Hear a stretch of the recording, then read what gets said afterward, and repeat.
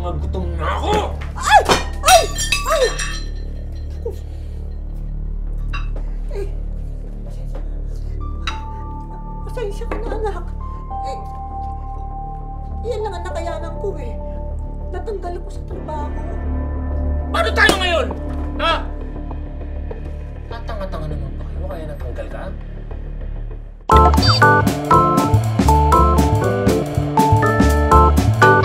Siyempre, unang-una yung ugaling tamad.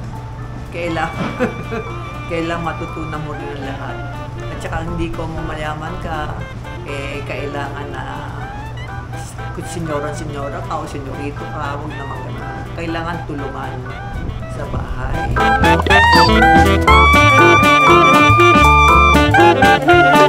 Huwag masyadong maluwag. Huwag din naman masyadong mahigpit. Dahil kung minsan, pag mahigpit, ang sobrang higpit mo sa mga anak mo, pag habang lumalaki sila, nagkakaroon ng pag-iigante.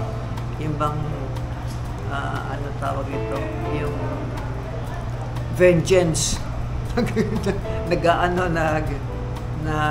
Hindi nagiging maganda ang ugali. Siyempre, kailangan huwag naman masyadong maluwag. Dahil siyempre, pag maluwag ka naman sa anak mo at hindi mo pinangangaralan pa minsan-minsan, hindi magiging maganda rin ang kalalabasan ng anak mo.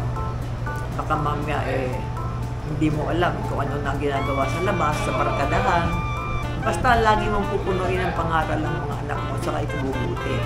At saka lahat, lagi mo huwag makakalimutan. Huwag kalilimutan na pupunahin lagi ang Panginoon Diyos.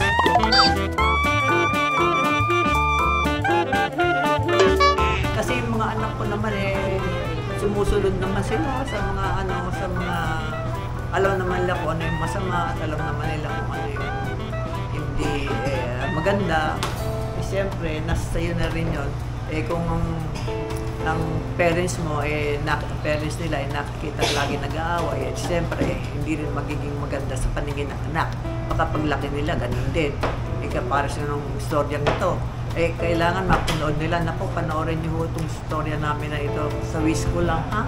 Sa Sabado na. Yan.